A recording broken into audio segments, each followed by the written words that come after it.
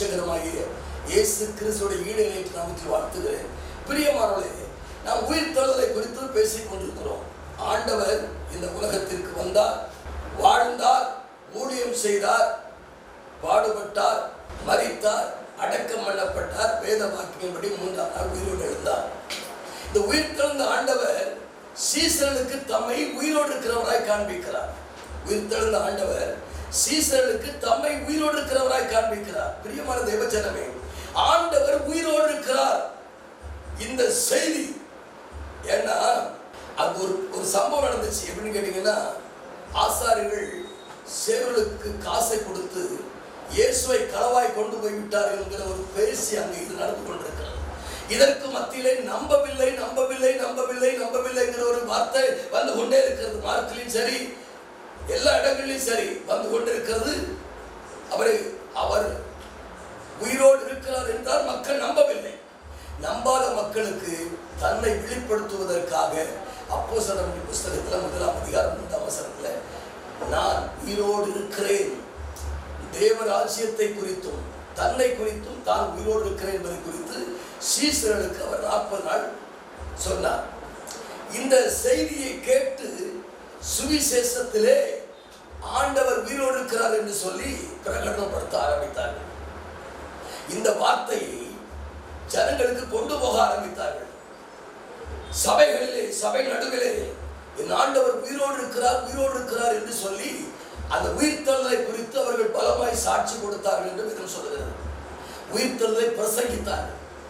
உயிர்த்தெழுதல் இவ்வளவு முக்கியம் இல்லையா? இயேசு கிறிஸ்து மரித்தோர்ந்து எழாவிட்டால் நம்முடைய விசுவாசம் விருதா. நம்முடைய விசுவாசம் விருதா. நாம் எதற்காக ஞானஸ்நானம் பெற வேண்டும்? எதற்காக பிரசங்கிக்க வேண்டும்? இயேசு மரித்தோரிலிருந்து எழுந்திராவிட்டால் நம்முடைய விசுவாசம் விருதா, பிரசங்கம் விருதா, ஞானஸ்நானம் விருதா, எல்லாம் விருதா. ஆக இயேசு உயிரோடு இருக்கிறார் என்கிற செய்தியை நாம் காதால கேட்டு விசுவாசித்து வாழ்கிறோம் அல்லவா? இந்த விசுவாச வாழ்க்கையில கர்த்தர் நமக்கு என்ன சொல்கிறார் என்றால், நான் உயிரோடு இருக்கிறேன் என்பதை நீங்கள் முதலாவது அறிந்து அனுபவித்து அதை ஜனங்களை கொண்டு போங்கள் என்று சொல்லி அவர் சீசரை அழைத்து கொண்டு வந்து, நீங்கள் சகல ஜாதிகளையும் சீசராக்கி, எப்படிங்க சீசர்கிட்ட சொல்றாரு, சகல ஜாதிகளையும் சீசர். ஏன்னா இயேசு சீசர் ஆக்கினார் ஜனங்களை. அவர்கள் சீசராக்கப்பட்ட பின்பு அந்த சீசர்கள் புறப்பட்டு போய் சகல ஜாதிகளையும் சீசராக்கி பிதா குமாரன் பரிசுத்த ஆவி நாமத்தாலே அவர்களுக்கு ஞானஸ்நானம் கொடுத்து அவர் கட்டளையிட்ட யாவையும் கைக்கொள்ளும்படி அவர்களுக்கு உபதேசம் பண்ணவும், அவர் உலகத்தின் முடிவு வரையிலும் சகல நாட்களிலும் நான் உங்களோடு கூட இருக்கிறேன் என்று சொல்லி உயிர்த்தெழுந்த ஆண்டவர் தம்மை அவர்களுக்கு வெளிப்படுத்தினார். பிரியமான தேவஜனமே, இந்த உலக வாழ்க்கை எப்படின்னு கேட்டீங்கன்னா, மனுஷன் தாம் மனம் போன போக்கில் ஓடுற இந்த காலகட்டத்தில் நாம் அவங்க சொல்லணும். இன்னைக்கு நிறைய பேர் வியாதியில, பலகீனத்தில், போராட்டத்தில், வருத்தத்தில், குழப்பத்தில், நிந்தையில், அவமானத்தில் கிடக்கிறாங்க இல்லையா?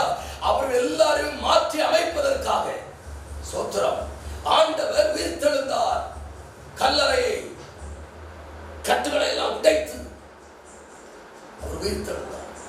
உயிர்த்தெழுந்த செய்தி உலகளாவிய ஒரு பெரிய தரிசனமாகி அது தேசம் விட்டு தேசம், கண்டம் விட்டு கண்டம், உலகம் எல்லா பகுதிகளிலும் இயேசு உயிரோடு இருக்கிறார் என்கிற செய்தி ஜனங்களுக்குள்ளே போக ஆரம்பித்தது.